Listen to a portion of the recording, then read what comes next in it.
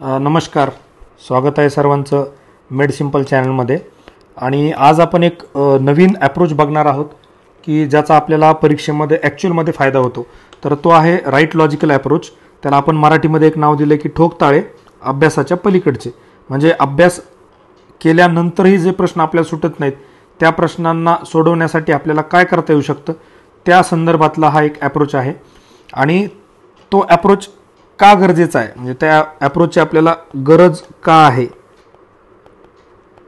तर ती गरज काय बघा, आपण खूप कंटेंट करतो, म्हणजे खूप वाचतो म्हणजे कंटेंटचा इतका ओव्हरलोड होतो. हे पुस्तक वाचा, ते पुस्तक वाचा, किंवा ह्या नोट्स वाचा, त्या नोट्स वाचा. एवढं सगळं करूनही काय होतं की परीक्षेमध्ये काहीतरी प्रश्न येतात की ते आपल्याला सुटत नाहीत. बरोबर, ते प्रश्न आपल्याला सुटत नाहीत.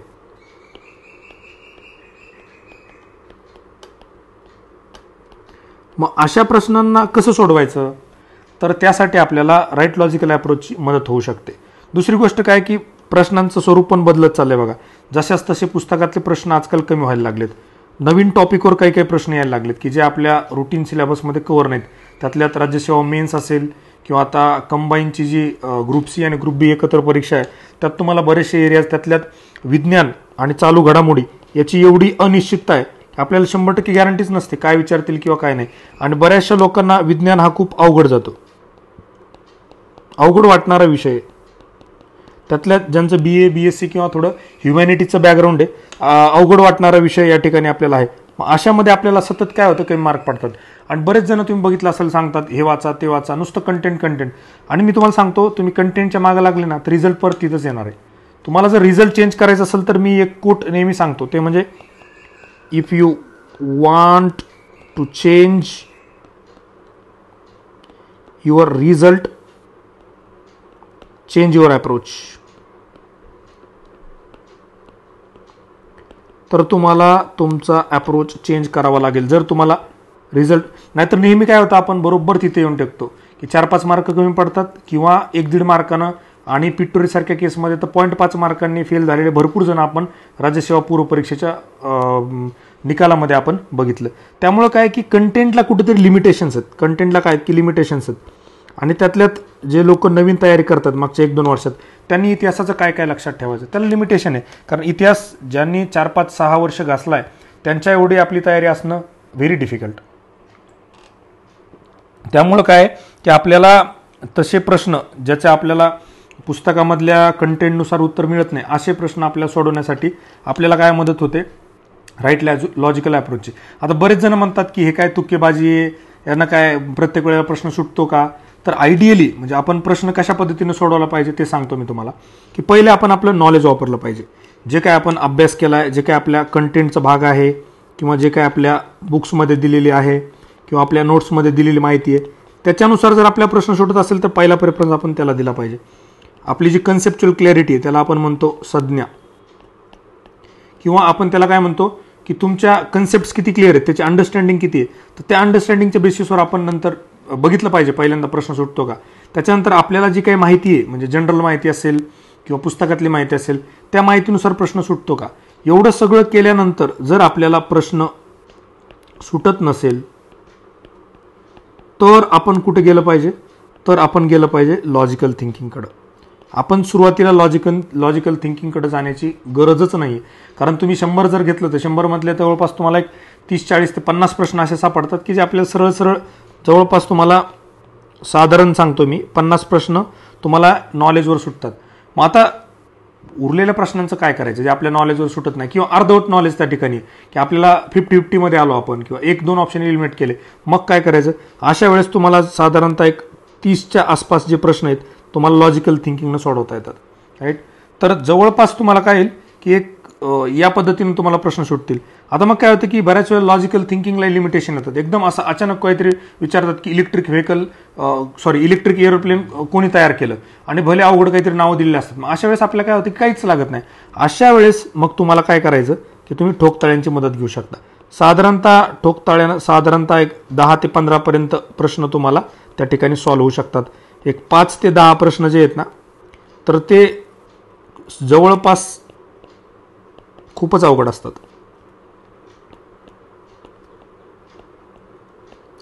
हे तुम्ही बघितलं असेल पेपरमध्ये की तुम्ही काहीही करा, लॉजिक वापरा, तुम्ही कंटेंट वाढवा, ते प्रश्न सुटणारच नाहीत.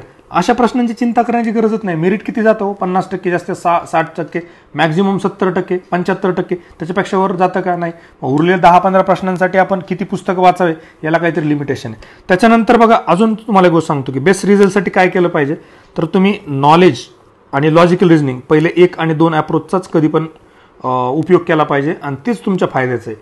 ठोकताळे हे कधी पण काय की इमर्जन्सीसाठीच आहे. बरोबर आहे. जेव्हा आपल्याला काहीच येत नाही, जसं की जिथं नवीन वाटतं आणि काहीच येत नाही त्यावेळेस आपण काय करतो, 1 मार्क करतो. तर असे जे ठोकताळे आहेत तर ते आपण सगळ्यात शेवटी वापरायला पाहिजे. पण कधी कधी काय होतं की बऱ्याच वेळेला आपल्याला ठोकताळेहून प्रश्न सुटत असतील तर त्याचाही आपण फायदा घ्यायला काहीही हरकत नाही. आता पुढे बघूया की MPSC मध्ये एक साधारण बघितलं आपण तर प्रिलिम्समध्ये 140+ मार्क, मेन्समध्ये 600+ मार्क, आणि ते पण नेहमी कसे पडतात बाबा? मग आपल्याला का पडत नाही? आपण अभ्यास कमी करतो का? आपण पुस्तक वेगळे वाचतो का? की त्यांच्याकडे काहीतरी वेगळ्या नोट्स असतात? असं काही आहे का? अजिबात असं काही नाही. तर त्यांच्यामध्ये एक अप्रोच डेव्हलप झालेला असतो.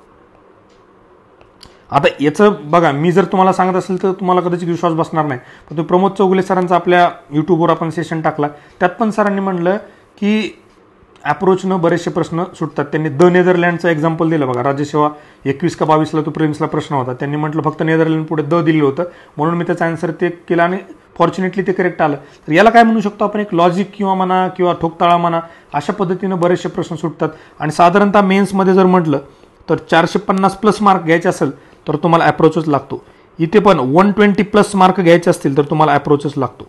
बरोबर. 120 पर्यंत तुम्ही नॉलेजवर जाऊ शकता, कंटेंटवर जाऊ शकता, पण त्याच्या पुढे नोईंगली अननोईंगली बऱ्याच लोकांना माहीत नसतं त्यांच्याकडे अप्रोच आहे, पण त्यांचा अप्रोच असतो आणि त्याच्यामुळे मार्क पडतात. त्यांना असं वाटतं की त्यांच्या नॉलेजवरच मार्क पडतात. राईट. तर या सगळ्या अनुषंगानं की कुठले अप्रोच आणि कशा पद्धतीनं सोडवता येतात त्यासाठीचे मी काय प्रयत्न केलेला आहे. सेम आपण असं UPSCला पण केलं होतं की UPSC प्रिलिमसाठी ते आपल्या UPSCचं जे चॅनल आहे त्याच्यावर ते सगळे व्हिडिओ मी टाकलेले आहेत. फ्री ऑफ कॉस्ट व्हिडिओ आहेत ते. Right logical approach to previous year UPSC questions नावाची सिरीज आहे. UPSC मेड सिम्पल नावाचं आपलं यूट्यूबचं चॅनल आहे, त्याच्यावर तुम्हाला ते बघायला मिळेल. तर मी जे अप्रोच काढले त्यातला हा समजा पहिला अप्रोच की पॉझिटिव्ह निगेटिव्ह अप्रोच. तर याच्यामध्ये नेमकं मी काय सांगतो की यानुसार आपल्या प्रश्न कसे सोडवतात. समजा फॉर एक्झाम्पल प्रश्नामध्ये आपल्याला काहीतरी विचारलं, प्रश्नांमध्ये काय दिलं की पॉझिटिव्ह टोन दिला किंवा पॉझिटिव्ह ओरिएंटेड प्रश्न आहे. बरोबर आहे. अशा वेळेस आपण पर्याय काय बघितले पाहिजे, पॉझिटिव्ह ओरिएंटेड बघितले पाहिजे. बरोबर आहे. जर आपल्याला प्रश्नामध्येच निगेटिव्ह ओरिएंटेड प्रश्न असेल ते बघूया आपण, तर अशा वेळेस आपण पर्यायामध्ये काय शोधलं पाहिजे, निगेटिव्ह ओरिएंटेड पर्याय शोधले पाहिजे. आणि बऱ्याच वेळेला तुम्हाला सांगतो मी UPSCमध्ये खूप जास्त प्रमाणात चालतो, MPSCमध्ये पण बरेचसे प्रश्न आपले सुटतात. मग काय करायचं की मी काय केलं नेमकं की अशा पद्धतीचे वेगळे अप्रोच आहेत. त्याच्यामध्ये आपला एक कॉमन सेन्स अप्रोच आहे, एटायमॉलॉजी किंवा कीवर्डचा अप्रोच आहे, LCM मेथड आहे, ऑडमॅन आउट आहे, ॲट्रिब्यूट्स ऑफ क्वेश्चन नावाचा एक अप्रोच आहे आपला, त्याच्यानंतर लेंदीवाला एक आहे, ब्रॅकेटवाला एक आहे. असे भरपूर सारे अप्रोच आपले आहेत. त्या अप्रोचनुसार जवळपास एका पेपरमधले कमीत कमी मी सांगतो तुम्हाला 30पर्यंत प्रश्न 100 पैकी सुटू शकतात. तर असे वेगळे अप्रोच आपण बघणार आहोत. तर त्यातला हा पॉझिटिव्ह निगेटिव्ह अप्रोचनं राज्यसेवा पूर्व परीक्षा 2022 मधला एक प्रश्न आहे, तो कशा पद्धतीनं सोडवता येऊ शकतो आपण डायरेक्टली बघूया. आता प्रश्न काय सांगतो की what happened in Maharashtra due to fragmentation of agriculture land. की त्यांनी काय म्हणलं की शेतजमिनीच्या विभाजनामुळे, तुकडीकरणामुळे काय झाले. आता फक्त आपल्याला एक बेसिक अंडरस्टँडिंग असली पाहिजे. आणि दुसरी महत्त्वाची गोष्ट की अप्रोचसाठी, लॉजिकल अप्रोचसाठी तुम्हाला नॉलेज असणं गरजेचं आहे. तुम्हाला नॉलेज पाहिजे, तुम्हाला जनरल अंडरस्टँडिंग पाहिजे,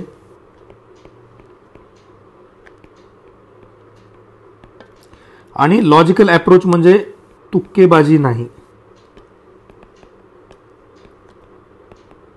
असं नाही की तुम्ही लॉजिकल अप्रोच तुम्हाला आला ना तुम्ही काय अभ्यास न करता, इथे अभ्यास लागतो,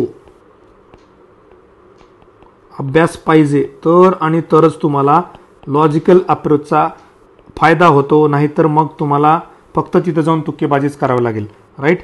हे सगळ्यात महत्त्वाची गोष्ट आहे की लॉजिकल अप्रोच हे हवेत तयार होत नाहीत. त्याला एक आता इथे बघा, जमिनीच्या तुकडीकरण हे तुम्हाला एक गोष्ट कळली पाहिजे की ही निगेटिव्ह गोष्ट आहे. काय आहे, निगेटिव्ह ओरिएंटेड आहे. बरोबर आहे. जमिनीचे तुकडे होणे म्हणजे काय होतं की त्याच्यामध्ये तुम्हाला ट्रॅक्टरनं नांगरणी करता येत नाही, ट्रॅक्टरनं पेरणी करता येत नाही, किंवा बऱ्याचशा तुम्हाला शेतीच्या मशागती त्या पद्धतीनं करता येत नाहीत. मग हे काय झालं निगेटिव्ह. आता आपल्याला काय करायचंय की पर्यायामध्ये निगेटिव्ह शोधायचंय. पर्यायामध्ये निगेटिव्ह. आता बघा खालचा की शेतकरी स्वतःच्या कुटुंबापुरते धान्य उत्पादन करू शकत नाही. हे काय झालं निगेटिव्ह. पुढचं बघा, शेत जमिनीस पाणी पुरवठा करण्यास अडचणी निर्माण होतात. अडचणी काय झालं निगेटिव्ह. आधुनिक शेती अवजारांचा आर्थिकदृष्ट्या उपयोग परवडत नाही. काय झालं निगेटिव्ह. शेतीवर व्यक्तिगत लक्ष ठेवणे आर्थिकदृष्ट्या परवडत नाही. हे काय झालं निगेटिव्ह. जर आपल्याला प्रश्नामध्ये निगेटिव्ह ओरिएंटेडनं प्रश्न विचारला आणि खाली आपल्याला सगळे जर निगेटिव्ह दिसत असतील तर आपला पर्याय काय असला पाहिजे ABCD करेक्ट. बरोबर आहे. आपलं उत्तर काय असलं पाहिजे ABCD. आणि तुम्हाला सांगतो त्यातल्यात ॲग्रिकल्चरचे प्रश्न MPSC प्लस UPSC तुम्हाला मॅक्झिमम प्रश्न हे पॉझिटिव्ह आणि निगेटिव्ह अप्रोचवर सुटतात. आता परत एखादा पुढचा प्रश्न बघूया आपण. हा होता राज्यसेवा पूर्व परीक्षा 2022. पुढचा पण प्रश्न आहे राज्यसेवा पूर्व परीक्षा 2022चाच. काय सांगतो की जमीन सुधारणेच्या व्याप्तीमध्ये कोणत्या गोष्टी समाविष्ट होतात. सुधारणा काय असतो. सुधारणा म्हणजे पॉझिटिव्ह असतं. Reforms are always good positive. आणि स्कोप पण हा शब्द कसा आहे पॉझिटिव्ह. स्कोप काय पॉझिटिव्ह वर्सेस लिमिटेशन. लिमिटेशन काय निगेटिव्ह.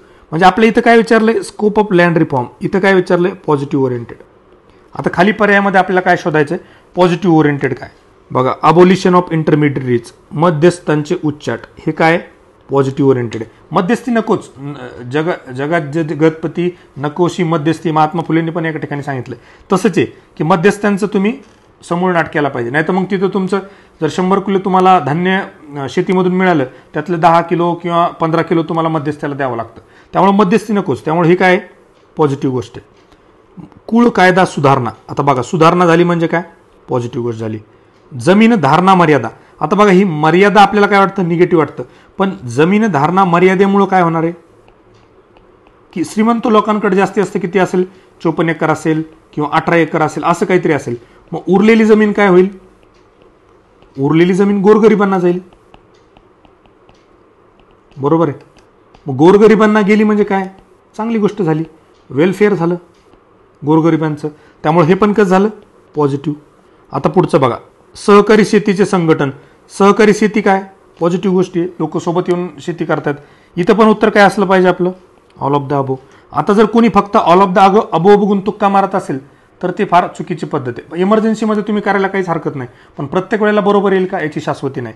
त्यामुळे तुम्ही काय वेगळ्या अप्रोचनं सोडवण्याचा प्रयत्न करा. आता पुढचा प्रश्न बघूया आपण. पुन्हा प्रश्न आहे राज्यसेवा पूर्व परीक्षा 2018 मधला. बघा आता काय सांगतो की इंग्लिशमध्ये वाचूया आपण. जिओग्राफी मधला प्रश्न आहे. थोडंसं बरं पडतं वाचायला. Phenomenal growth of census towns is a challenge as this towns. आता इथं काय म्हणलं चॅलेंज. चॅलेंज म्हणजे काय असतं निगेटिव्ह. मी तुम्हाला आत्ताच काय सांगितलं होतं प्रश्न आहे निगेटिव्ह ओरिएंटेड. आता तुम्हाला खाली काय शोधायचंय निगेटिव्ह गोष्टी शोधायचं काय. Do not have urban governance structure ही झाली निगेटिव्ह गोष्ट. की शहर अनुशासन संरचना नसतात निगेटिव्ह. आवश्यक त्या नागरी पायाभूत सुविधा नसतात हे झालं निगेटिव्ह. शहरांची वाढ ही वेगाने वाढणाऱ्या लोकसंख्येमुळे झालेली असते. आता बघा इथे तुम्हाला कदाचित असं वाटेल की हे निगेटिव्ह नाही. पण एक असतं आपलं प्लान्ड सिटी वर्सेस एक असतं अनप्लॅन्ड सिटी. प्लान्ड सिटी नावाची गोष्ट पॉझिटिव्ह असते. उदाहरण पिंपरी चिंचवड. मग काय होतं रस्ते मोकळे मोकळे तिथं पार्क असतात सगळ्या गोष्टी. अनप्लॅन्डचं उदाहरण काय माहिती आहे का. बेस्ट एक्झाम्पल तुम्हाला सांगू आपलं सदाशिवपेठ. समजा नुसती गर्दी नुसते ढेकणं नुसते डास मग तिथं बसायलाही नीट जागा नाही किंवा पार्क पण एवढे ओव्हरलोडेड. तर आपण एक एक्झाम्पल घेऊया साधारण. तर जेव्हा प्लॅन्ड सिटी असते तेव्हा ती पॉझिटिव्ह ओरिएंटेड असते आणि शहरांची वाढ ही वेगाने लोकसंख्येमुळे जर वाढत राहिली तर ते अवाढव्य पद्धतीने वाढ होते. अवाढव्य आणि नको असलेल्या पद्धतीने वाढ होते. त्यामुळे हे पण काय असलं पाहिजे निगेटिव्ह. आता उत्तर काय असलं पाहिजे ABC राईट. कळलं पॉझिटिव्ह निगेटिव्ह अप्रोच. खरं तर बऱ्याच लोकांना ऑल ऑफ दीची सवय आणि या ठिकाणी हे बरोबर आपण आलाय. पण प्रत्येक ठिकाणी ऑल ऑफ दीजनं बरोबर येईल का याची शाश्वती नाही. आता आपण पुढे जाऊया. हे एक साधारण काही प्रश्न बघितले, असे भरपूर प्रश्न आपल्याला सोडवता येतात. पुढचा आहे बघा common sense. Common sense approach जो आहे याच्यामध्ये तुम्हाला खरं तर कॉमन सेन्स लागतो म्हणजे काय लागतं की तुम्हाला थोडासा अभ्यास लागतो, की तुम्हाला जनरल अभ्यास असेल तर तुम्ही वापरू शकता. सेन्स कसा डेव्हलप होतो? सेन्स डेव्हलप कसा होतो तर तो होतो तुमच्या नॉलेजनी, तो होतो तुमच्या एक्सपिरियन्सनी आणि कधी कधी प्रॅक्टिकॅलिटीनं पण होतो. राईट. एकदा का तुमचा सेन्स डेव्हलप झाला तर तुम्हाला त्या पद्धतीनं पुढे येणाऱ्या समस्या सोडवता येतात. तसं आपण बघूया. आता ग्रुप बी 2022चा प्रश्न कसा सोडवता येईल कॉमन सेन्सनं आपण बघू. काय खाली काय दिलेलं आहे? कोणत्या केंद्रीय मंत्रालयाने MyCGHS मोबाईल ॲप्लिकेशन लॉन्च केले? आता खाली बघा, शिक्षण मंत्रालय, आरोग्य, पर्यटन, सांस्कृतिक. हे थोडं इंग्लिशमध्ये वाचूया कारण हे पण इंग्लिशमध्ये दिलेलं आहे. बरोबर आहे. आता खाली जर आपण लॉजिकली थोडासा विचार करायचा प्रयत्न केला तर आपल्याला इथं दिसतं ministry of education, ministry of health, ministry of tourism, ministry of culture. आणि ह्या पूर्ण याच्यामध्ये तुम्हाला काय दिसतं? इथे सी दिसतं. बरोबर आहे. उत्तर काय असू शकतं? हे. तुम्हाला इथं एच दिसतं. उत्तर काय असू शकतं? हे दोन पर्याय तुमचे असेच गेले. ई पण नाही, टी पण नाही. आता परत लॉजिकली थोडा विचार करा की सी मध्ये कल्चर, ग्रोथ वगैरे असं काय असू शकतं का? किंवा हेल्थमध्ये हेल्थ सिस्टीम. आपण जेव्हा जेव्हा हेल्थ बघतो तेव्हा काय बघतो? Health system. उत्तर काय असू शकतं? Health system. आणि ॲक्च्युअलमध्ये उत्तर काय? मिनिस्ट्री ऑफ हेल्थनं लॉन्च केलं. करेक्ट. म्हणजे तुम्हाला काहीच माहीत नाही, याचा लॉंग फॉर्म माहीत नाही, काय नाही. आणि अशाच पद्धतीचा करंटचा प्रश्न आला तर तुम्हाला काहीतरी तुक्केबाजी करण्यापेक्षा एक लॉजिक तुम्हाला या ठिकाणी वापरता येतं. आणि तुम्हाला मी सांगतो 90% केसमध्ये असे प्रश्न बरोबर येतात. आणखी एक आपण प्रश्न बघूया. बघा पुढे येईल याच्या. आता हा एक प्रश्न बघा, ग्रुप बी 2021चा प्रश्न आहे. काय सांगतो? दादाभाई नौरोजींच्या मते डॅश डॅशचे निसारण होते, परंतु ते जर भारतात गुंतवले असते तर मोठ्या प्रमाणात आर्थिक विकास पाहाव्यास मिळाला असता. गाळलेल्या जागा खालीलपैकी योग्य पर्यायाने भरा. हा इकॉनॉमीचा प्रश्न आहे किंवा त्याला आपण हिस्ट्री इकॉनॉमी म्हणूया. हिस्ट्री इकॉनॉमी इंग्लिशमध्ये वाचूया, थोडंसं बारा जातो की what was being drained out was dash dash that कुड जनरेट मोर इकॉनॉमिक डेव्हलपमेंट. बरोबर आहे. If invested in India. आता इंडियामध्ये इन्व्हेस्ट केलं तर काय म्हणलं त्यांनी? इकॉनॉमिक डेव्हलपमेंट झाली असती. आता कशाची इन्व्हेस्टमेंट करायला पाहिजे पहिलं बघा. Handicraft production. हँडीक्राफ्टनं तुम्ही समजा चादरी बनवल्या. बरोबर आहे. आणि चादरी भारतात गुंतवल्या तर भारताची डेव्हलपमेंट होईल का? नाही. Indian currency. बरोबर आहे. पैसा जर तुम्ही गुंतवला तर डेव्हलपमेंट होऊ शकते का? यस, होऊ शकते. एंटायर कॉटन प्रोडक्शन, परत कापूस तुम्ही जो आहे तो भारतात गुंतवला, इकॉनॉमिक डेव्हलपमेंट होईल का? नाही. Potential surplus. आता याला काय? संभाव्य अधिशेष. म्हणजे फॉर एक्झाम्पल काय झालं की आपल्याकडे उत्पन्न झालं 100 रुपये. बरोबर आहे. आणि आपल्याला खर्च किती आला? फॉर एक्झाम्पल 70 रुपये खर्च आला. आपल्याला पोटेन्शियल सरप्लस किती झाला? तर आपल्याला झाला 30 रुपये.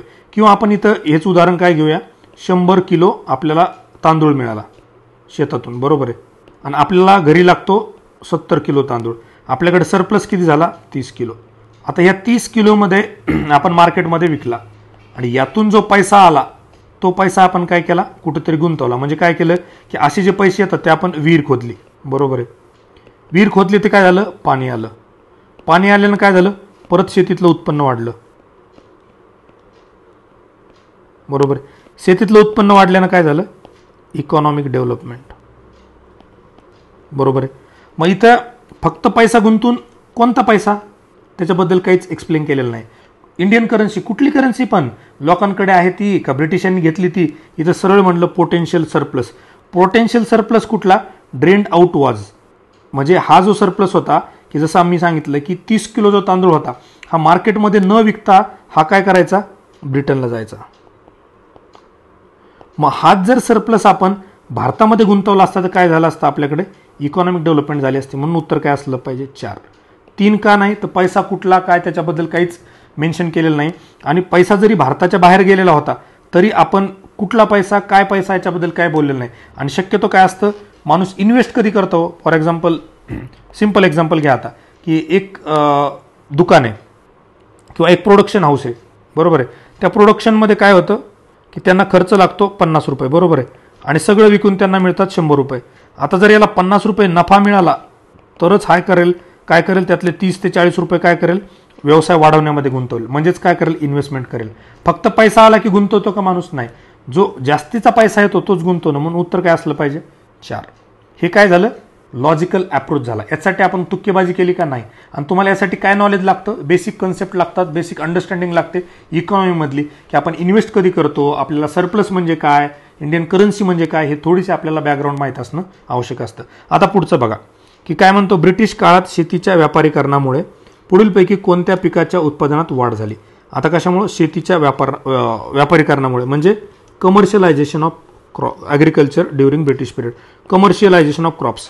आता खाली पर्याय बघा, wheat, tea and wheat, sugar cane and cotton, jute and indigo, tobacco and opium. आता जर तुम्ही तुक्केबाजीमध्ये ऑल दिस मारलं ना, इथे उत्तर चुकतं. त्याच्यामुळे म्हणलं मी तुम्हाला की तुम्ही तुक्केबाजीच्या नादात गेलात तर 100% चूक शकतात. लॉजिकली विचार करा. मला फक्त एवढं सांगा, आता याच्यातले कमर्शियल क्रॉप कुठले कुठले आहेत? Sugar cane cotton commercial crop, विकलं की पैसा येतो. Tobacco opium commercial crop. Jute आणि इंडिगो त्या काळात कमर्शियल क्रॉपच होते. व्हीट कमर्शियल क्रॉप आहे का? नाही. हे काय? फूड क्रॉप आहे, म्हणजे अन्नधान्य येते. 100% ते विकल्यावर पैसा येतो, पण ते शक्यतो कशासाठी वापरतात? फूड. एक येईल का? नाही. एक गेला, एकच पर्याय उरला. Only BCD is a correct answer. Right. याला म्हणतो आपण लॉजिकल अप्रोच, की दिलेली जी काही प्रश्नामधली माहिती. दुसरी गोष्ट सांगतो तुम्हाला मी, प्रश्नामधील माहितीचा पुरेपूर वापर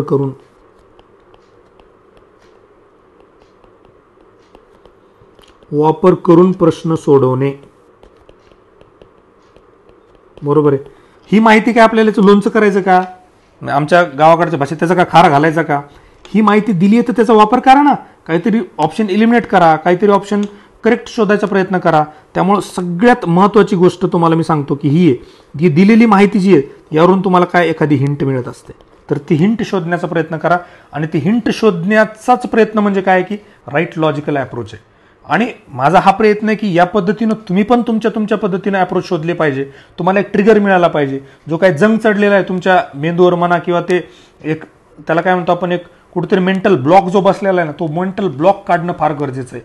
तर आणि तरच तुमचा रिझल्ट चेंज होणार आहे. नाही तर तेच रिव्हिजन, तेच पुस्तकं, त्याच नोट्स, परत कंटेंटचा क्लास, परत याचा क्लास, अमुक धमुक, त्यानं मार्क वाढणार नाहीत. कारण ते सगळं तुम्ही ऑलरेडी करून बसलाय. 2दा केलंय, 3दा केलंय, 4 वर्ष तुम्ही त्या गोष्टी केल्या तरी तुमचा रिझल्ट येत नाही. त्याचं कारण ते की तुम्ही वेगळ्या पद्धतीने विचारच करत नाही. त्यामुळे वेगळ्या पद्धतीने विचार करणं म्हणजेच काय, राईट लॉजिकल अप्रोच. पुढे बघूया आपण कॉमन सेन्सनं सुटणार प्रश्न, ग्रुप बी 2021चा. आता मी तुम्हाला म्हटलं होतं की लॉजिकली जर शब्द तुम्ही व्यवस्थित वाचले तर कसं उत्तर येतं बघूया आपण. Which space agency has launch. आता बघा चालू घडामोडीमधला मी तुम्हाला म्हटलं होतं विज्ञान आणि चालू घडामोडी हा बऱ्यापैकी अवघड वाटणारा विषय. बघा, first all electric experimental aircraft X-57 Maxwell. बरोबर आहे. खरं तर जे लोक क्रिकेट बघतात त्यांना मॅक्सवेल वाटतो ऑस्ट्रेलियाचा आहे, खाली ऑस्ट्रेलिया असतं त्यांनी मारला असता, काय हरकत नाही लॉजिक. आता बघा खाली लापान, इस्रो, CNES, नासा. आता एक गोष्ट, इस्रो म्हणजे काय, इंडिया. फक्त मला एक सांगा की जर इंडियानं एखादं इलेक्ट्रिक प्लेन बनवलं तर ते असं नाव देतील का हो, X-57 मॅक्सवेल? अजिबात नाही.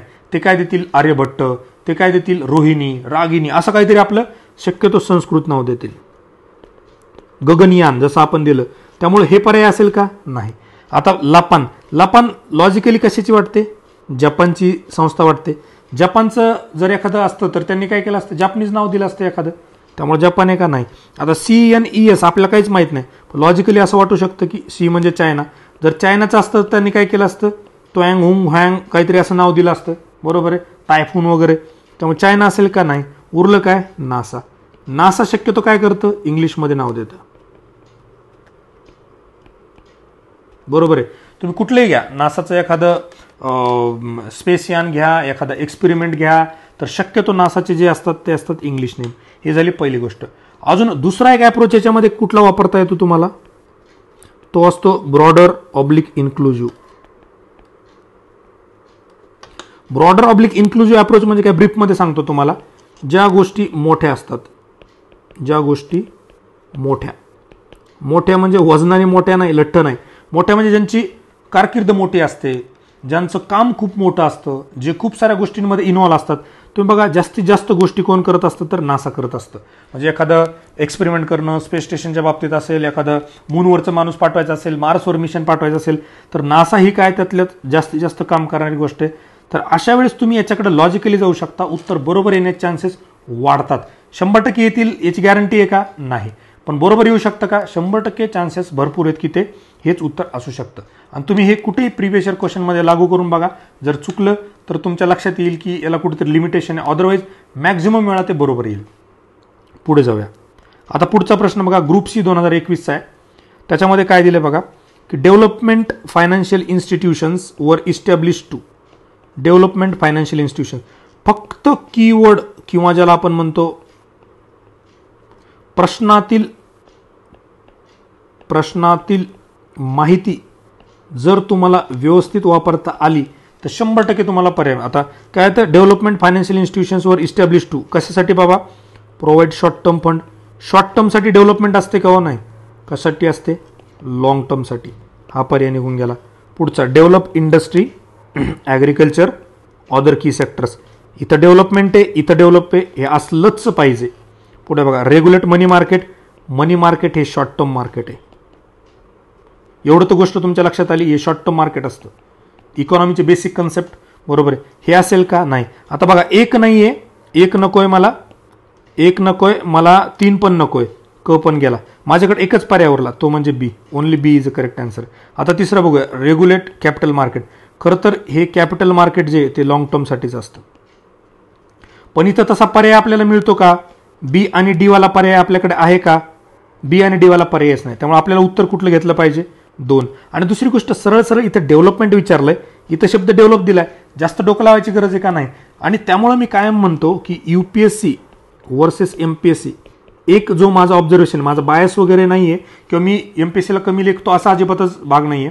UPSC मध्ये प्रश्न सोपे असतात, पर्याय अवघड असतात.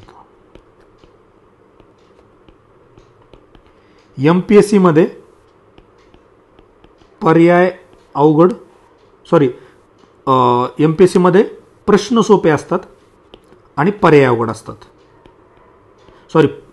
प्रश्न अवघड आणि पर्याय सोपे. म्हणून MPSC मध्ये खूप जणांना कंटिन्युअसली मार्क पडत राहतात. आणि UPSC मध्ये तुम्ही बघितलं असेल तर मेरिट आजकाल 40%च्या आसपास, 42-43% यायला लागलं. कारण काय की तिथे प्रश्न, तिथे जोड्याला विचारलं ना तर काय पर्याय असतं माहिती आहे का? Only 1 is correctly paired, only 2 is correctly paired, only 1 and 2 is correctly paired, only 1, 2, 3 is correctly paired. आपल्याकडे काय असतं, एक जरी हिंट मिळाली ना उत्तर येऊन जातं. आपण बघूया ते कशा पद्धतीनं. त्यामुळं हे जे बेसिक अंडरस्टँडिंग आहे हे जर आपल्याला असेल ना, MPSCतले बरेचसे प्रश्न आपल्याला सोडवता येतात. पुढचा प्रश्न बघू आपण की व्हॉट इज बॅलन्स बजेट. बरोबर आहे. आता कॉमन सेन्स मी काय म्हणतो पुढे बघूया. बॅलन्स, आता एक गोष्ट तुम्हाला माहिती असेल, बरोबर आहे, हे तराजू आहे फॉर एक्झाम्पल. तर तुम्ही बॅलन्स कधी म्हणता की 1 किलोचं माप टाकलं आणि 1 किलो तुम्ही इथं काय टाकलं, साखर टाकली. जेव्हा हे बरोबर अलाइन होईल तेव्हा त्याला काय म्हणतो आपण, 1 किलो झालं. म्हणजे हे काय झालं, बॅलन्स झालं. बरोबर आहे. आता खाली पर्याय बघा, public revenue is less than public expenditure. हे याच्यापेक्षा कमी असेल तर बॅलन्स असेल का? नाही. Public revenue is higher than public expenditure, हे याच्यापेक्षा जास्त असेल तर असेल का? नाही. Public revenue and public expenditure are same. म्हणजे हे आणि हे दोन गोष्टी, पब्लिक रिव्हेन्यू आणि public expenditure, these are balanced. याचा अर्थ काय झाला, याला म्हणायचं बॅलन्स बजेट. मला सांगा, तुम्हाला अजून याच्यामध्ये वेगळं काही करावं लागलं का? अजिबातच नाही. पण जर तुम्हाला ही गोष्ट माहीत नसेल तर कधी कधी असा सोपा प्रश्न पण चुकू शकतो. खरं तर हा खूप सोपा प्रश्न आहे. ज्यांचं इकॉनॉमीचं अंडरस्टँडिंग चांगलं आहे त्यांना सहजरित्या येतो. पण इथे घेण्याचं कारण काय की यानुसार तुम्हाला दुसरे पण प्रश्न जर अवघड असतील तर या अप्रोचनं तुम्हाला सोडवता येऊ शकतात किंवा अशा पद्धतीचा प्रश्न तुम्ही अशा पद्धतीनं सोडवू शकता. पुढे जाऊया.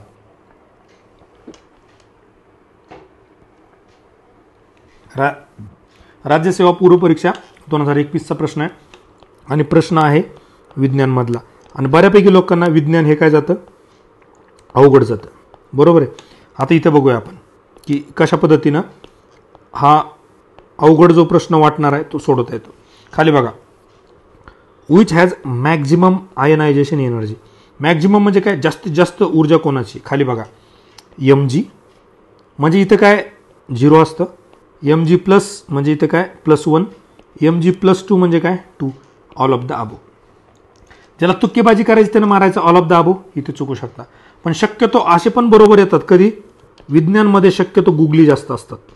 मी कायम ही गोष्ट सांगतो, गुगली म्हणजे काय की दोन गाड्यांची टक्कर झाली तर त्यांचं मोमेंटम किती असेल, कायनेटिक एनर्जी किती असेल, एखादा पर्याय जर असेल ना की ते बदलत नाही, वाढतही नाही, कमी नाही, शक्यतो न्यूट्रलवाले जे आहेत ते गुगली उत्तर बरोबर असू शकतात. आणि या केसमध्ये पण ऑल ऑफ दिस उत्तर असू शकतं. कधी, जेव्हा तुम्हाला इथं काय पर्याय दिलेले असतील, फॉर एक्झाम्पल सोडियम दिलं, कॅल्शियम दिलं +1, सोडियम असत दिलं आणि Mg2+ दिलं, तर असे पर्याय असल्यावर शक्यता काय की ऑल असू शकतं. पण इथे काय दिलंय बरोबर Mg1, Mg+1, Mg+2. सगळ्यात जास्त आयोनायझेशन इथं +2 कोणाच दिसतंय, Mg+2चं. उत्तर काय असायला पाहिजे, Mg+2. एखादं काहीतरी वेगळं आपल्याला विज्ञानासाठी करायची गरज आहे का, 10 पुस्तकं एक्स्ट्रा वाचायची गरज आहे का, अजिबात नाही. फक्त तुम्ही प्रश्न नीट वाचा, पर्याय नीट समजून घ्या आणि त्याच्यामध्ये काय दिलंय काय नाही ह्या गोष्टीचा थोडा जरी विचार केला तरी आपल्याला उत्तर बरोबर Mg2+ येतं. साधारण सिंपल गोष्ट बघा की आता Mg1+2+3 म्हणजे काय, तुम्हाला सांगतो की गाडीचं इंजिन असतं एखादं, की एखाद्या गाडीचं पॉवरफुल इंजिन आहे, जसं की स्विफ्ट डिझायर घ्या की त्याचं 1200 cc आहे, बरोबर आहे. आता तेच स्विफ्टमधलं नवीन मॉडेल आलं 1400 cc, बरोबर, त्याच स्विफ्टमधलं आलं की 1600 cc. आता मला सांगा सगळ्यात जास्त पिकअप कुठल्या गाडीचं असतं, ज्याचं 1600, मग ती गाडी तर कुठली आहे, स्विफ्ट डिझायरच आहे, स्विफ्ट डिझायर, बरोबर आहे. याचा अर्थ सगळ्यांचं सारखं आहे का, अजिबात नाही. उत्तर काय असलं पाहिजे, Mg2+, राईट. पुढचा बघूया आता, राज्यसेवा मुख्य परीक्षा. आपण प्रिलिम्सचे खूप बघितले, त्यातलं GS4, परत GS4 काय सगळ्यांना अवघड वाटतो. आता प्रश्न बघूया आपण की भारतीय रेल्वेने 2022चा प्रश्न आहे आत्ता लेटेस्ट, श्रमिक विशेष ट्रेन -- पासून सुरू केली. आता तुम्हाला खाली पर्याय 1 एप्रिल फुलच करतात बरेचसे लोक, 1 मे 2020, 1 जून 2020, 6 एप्रिल 2020, बरोबर आहे. शक्यतो कधी कधी काय असतं माहिती आहे का, असा जो ऑड मॅन आउट असतो ना तो पण बरोबर असू शकतो. पण इथे आपण थोडंसं लॉजिकली अजून विचार करूया. काय विचार करूया की आपल्याला तारीख दिली 1 एप्रिल, 1 मे, 1 जून, बरोबर आहे. आता आपण कुठलं लिहायचं, श्रमिक म्हणजे काय असतो, श्रम, इंग्लिशमध्ये काय म्हणतो, लेबर. लेबर कोण करतं, कामगार.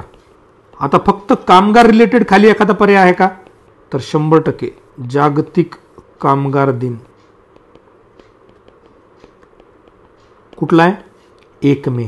1 मे जर जागतिक कामगार दिन असेल आणि श्रमिक ट्रेनचं जर उद्घाटन केलं असेल तर चान्सेस काय आहेत की त्या दिवशी करण्याचे चान्सेस खूप जास्त आहेत.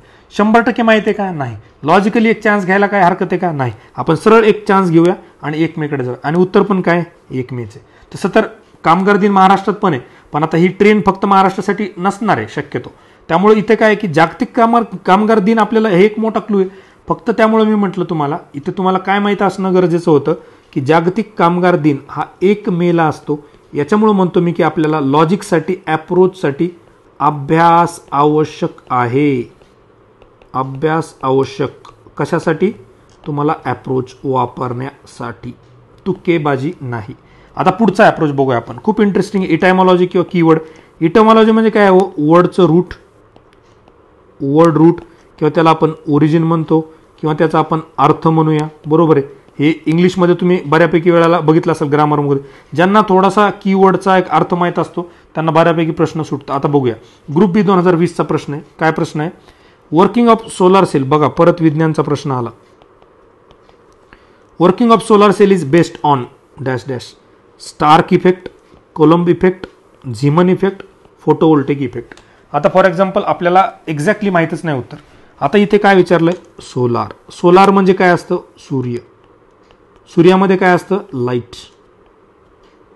लाईटला सायंटिफिक नेम काय, फोटो, बरोबर आहे. आता खाली बघा तुम्हाला इथे फोटो दिसला, इथे फोटो दिसला, फोटोवोल्टेक इफेक्ट. तुम्हाला जर एक पर्याय कुठला निवडायचा, तुम्ही लॉजिकली 4 कडे जायला पाहिजे. उत्तर पण काय 4. इथे फक्त तुम्हाला काय माहिती असायला पाहिजे होतं, माहीत काय असायला पाहिजे की लाईटला फोटो म्हणतात. फोटो म्हणजेच लाईट, राईट. फक्त एका गोष्टीवर, एका क्लूवर तुम्हाला उत्तर मिळतं. त्यामुळं लॉजिकल अप्रोचमध्ये तुम्हाला थोडंसं बेसिक अंडरस्टँडिंग किंवा ज्याला आपण म्हणतो थोडासा अभ्यास असणं गरजेचं आहे, बरोबर आहे. किंवा आपलं जे नॉलेज आहे, आपण जे आत्तापर्यंत वाचलंय, मग ते वाचलेलं आपल्याला काय करायचं, परीक्षेतून खिशात घालून घरी घेऊन यायचंय का नाही, आपल्या तिथल्या तिथं ज्या ज्या गोष्टी वापरता येईल त्या वापरायच्यात, जास्तीत जास्त प्रश्न बरोबर सोडवायचे. पुढचा प्रश्न बघूया आपण. ग्रुप सी 2021 मधला प्रश्न आहे. आता परत बघा, मी तुम्हाला म्हटलं ना, शब्दांचे अर्थ तुम्हाला जर कळले तर. Which country has launch first Arctic monitoring satellite called Arktika M, Arktika M, आणि फर्स्ट आर्क्टिक मॉनिटरिंग सॅटेलाइट. बघा आता आर्क्टिक मॉनिटरिंग सॅटेलाइट जो आहे, आता दुसरी गोष्ट तुम्हाला दोन लॉजिक तुम्हाला सांगतो की आर्क्टिक जो आहे, तर आर्क्टिक हा रिजन जो आहे तो कुठल्या देशाच्या जवळ आहे व कोणत्या देशाच्या जवळ, तो आहे रशियाच्या जवळ. उत्तर काय असायला पाहिजे, रशिया, बरोबर. ह्यानुसार आता पुढे बघा, आर्क्टिका एम हा शब्द कसा वाटतो, हा शब्द म्हणजे आपण जसं जास्त जॉलॉत्स्की, मॅडम ब्लावत्स्की, तो तुम्हाला युक्रेन, रशिया किंवा USSR जे USSR त्याच्या पद्धतीचा शब्द वाटतो आर्क्टिका, बरोबर आहे. त्यामुळे परत उत्तर काय असू शकतं, रशिया. उत्तर काय, रशिया, राईट. जे ओरिजिन आहे शब्दाचं ज्याला आपण म्हणतो की ओरिजिन किंवा रूट कुठं आहे, तर ते रशियाकडं झुकतं. जसं मी सांगितलं, चायना जर असतं तर काय, तोयांग हुआंग काहीतरी नाव दिलं असतं त्यांनी, चायना नाही. जपान असतं, जापनीज वर्ड वापरला असता. जर्मन असतं तरी जर्मन शब्द वापरण्याचे चान्सेस जास्त होते, बरोबर. इथं उत्तर काय असू शकतं, रशिया, राईट. काय, आर्क्टिका एम. दुसरी गोष्ट काय बघितली आपण, आर्क्टिक मॉनिटरिंग. आर्क्टिक मॉनिटरिंग कोण करेल हो, ज्याच्या देशाच्या आसपास. म्हणजे आता इंडियन ओशियन मॉनिटरिंग सॅटेलाइट कोण लॉन्च करेल, 100% चान्सेस, 99% चान्सेस काय आहेत की भारत लॉन्च करेल. तसं आर्क्टिक मॉनिटरिंग सॅटेलाइट कुठं असला पाहिजे, रशिया. इथे तुम्हाला काय माहिती असणं गरज आहे, काय माहिती असणं गरज आहे की तुम्हाला मॅप कशाचा, आर्क्टिकचा, आर्क्टिक रिजनचा मॅप माहीत असणं गरज आहे. रशियाचं लोकेशन त्याच्या जवळ आहे हे माहीत असणं गरजेचं. पुढचा प्रश्न बघा, राज्यसेवा पूर्व परीक्षा 2022. फक्त एका साध्या गोष्टीवर हा प्रश्न सुटतो. बघा, खाली दिले प्रवाहाचे प्रकार, स्पष्टीकरण. अणुवर्ती, प्रत्यणुवर्ती, परावर्ती, गुंफित प्रवाह. गुंफित म्हणजे काय असतं की आपण म्हणतो मण्याची माळ गुंफली.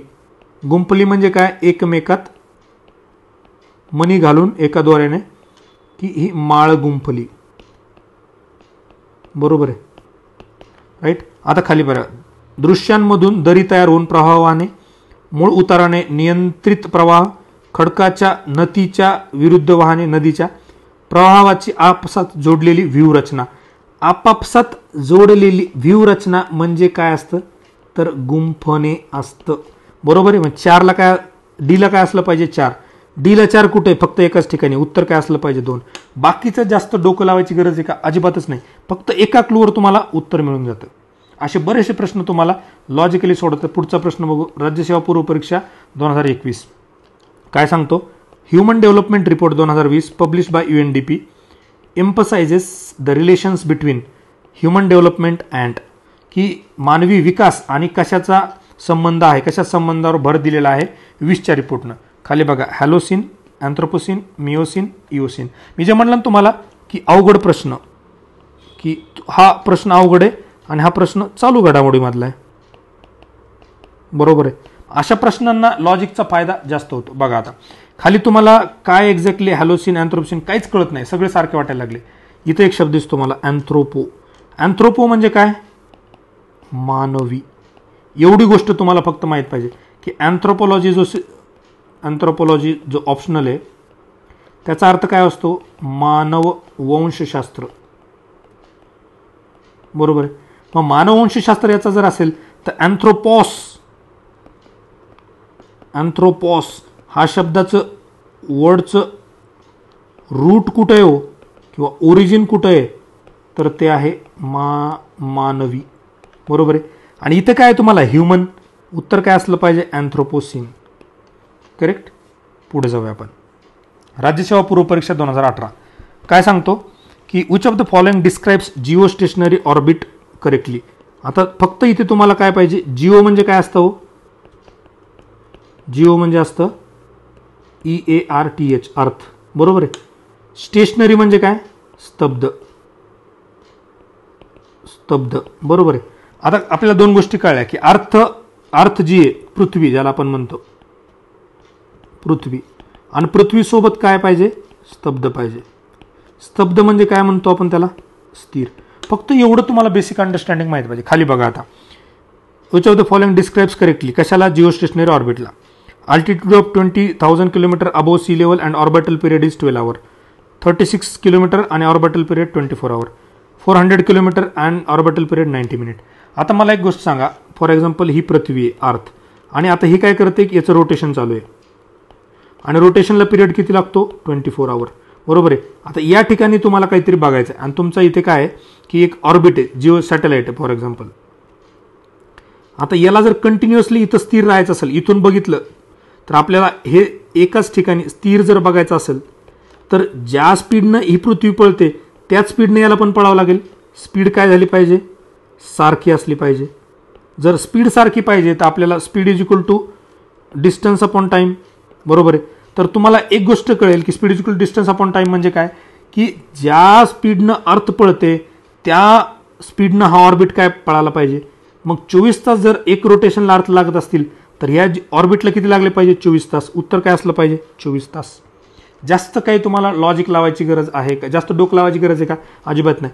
फक्त तुम्ही एक कन्सेप्ट वापरली की अर्थ जो आहे, आणि प्रश्न समजून घेणं फार महत्वाचं आहे. प्रश्न समजून घेणे,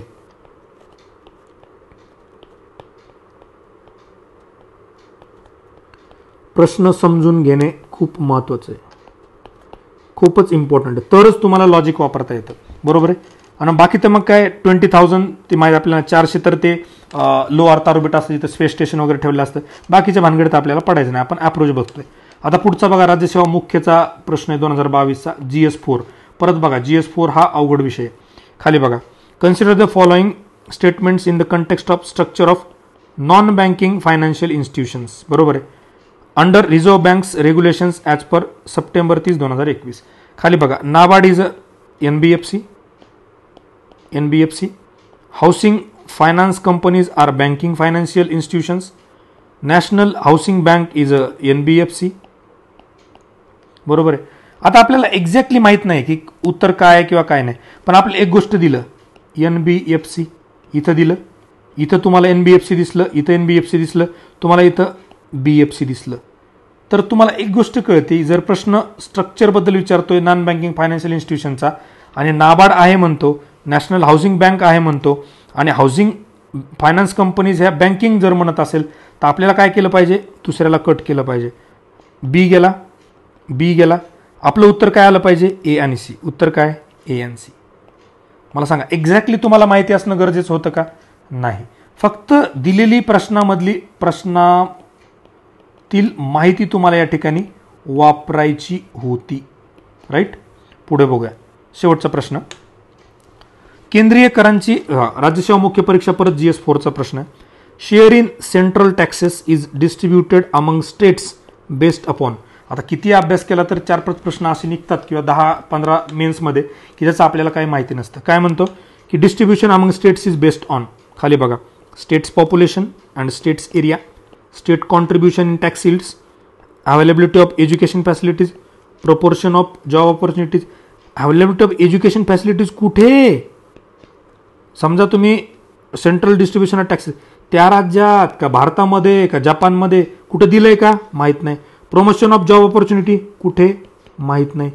states based upon that states population, that states area, त्या स्टेटचं कॉन्ट्रीब्युशन इन टॅक्स यील्ड. इथं काय असायला पाहिजे, स्टेट. इथेही स्टेट आहे, इथेही स्टेट आहे. इथे कुठे हे आपल्याला दिलेलं नाही. दोनच गोष्टी दिल्यात आपल्याला, A आणि B. उत्तर काय असलं पाहिजे, A आणि B. लॉजिकली आपण अशा प्रश्नाला सोडू शकतो. आता कधी कधी बरोबर येईल, कधी कधी चुकू शकतं, पण परीक्षेमध्ये डायरेक्ट तुक्केबाजी करण्यापेक्षा काहीतरी एक सायंटिफिक पद्धतीनं, वैज्ञानिक पद्धतीनं, तर्कशुद्ध पद्धतीनं निर्णय घेणं हे कधी बी चांगलं आहे. आणि त्याच पद्धतीनं प्रयत्न आपण या राईट लॉजिकल अप्रोचमध्ये करत असतो. खरं तर मला हा फ्री इनिशिएटिव्ह घ्यायचा होता, पण फ्रीमध्ये तेवढं कोणी सिरियस राहत नाही. मी याच्या आधी बघितलं, जेव्हा जेव्हा महत्त्वाच्या गोष्टी फ्रीमध्ये टाकल्या त्याला जास्त व्ह्यू आले नाही. जी गोष्ट थोडीशी काहीतरी नॉमिनल फीस वगैरे ठेवली का काही गोष्टी केल्या त्याला रिस्पॉन्स चांगला मिळाला. म्हणून मग मी काय केलं की MPSC मध्ये अशा प्रकारची एक बॅचेस लॉन्च केली की त्याला आपण नाव दिलं राईट लॉजिकल अप्रोच, ठोकताळे अभ्यासाच्या पलीकडचे. डिटेल्स तुम्ही इथे बघू शकता किंवा जे आपलं टेलिग्राम चॅनल आहे MPSC मेड सिम्पल त्या चॅनलवर पण बघू शकता. बॅचची सगळी डिटेल्स किंवा काही डाऊट असेल तर तुम्ही या नंबरवर पण फोन करू शकता. बाकी सगळी डिटेल्स तुम्ही इथे बघू शकता. Right. So thank you very much. आणि अभ्यासाच्या पलीकडे जाऊन पण काहीतरी विचार करा. जर तुमचा रिझल्ट येत नसेल तर फक्त अभ्यास हे सोल्युशन नाही. ज्या लोकांचा कमी अभ्यास आहे त्यांच्यासाठी अभ्यासाचं सोल्युशन असतं, पण तुम्ही जर कंटिन्यू अभ्यास करताय आणि मार्क वाढत नाही तर कुठेतरी तुमचा अप्रोच चुकतोय. तर अप्रोचवर काम करा. बघा, बॅच लावलीच पाहिजे असं गरजेचं नाही. तुम्ही तुमचं स्वतःचं करा किंवा मित्रांसोबत चर्चा करून करा, पण अप्रोचवर काम करा. 100% रिझल्ट तुमचा पॉझिटिव्ह येईल. Right. So thank you very much आणि ऑल द व्हेरी बेस्ट पुढे येणाऱ्या सर्व परीक्षांसाठी.